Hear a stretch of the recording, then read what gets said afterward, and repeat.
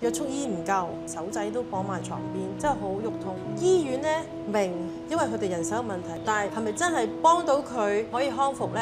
政府有個社工跟進，就話係時候你個床位要讓翻出嚟啦。當我有時間坐低落嚟睇嗰時，哇！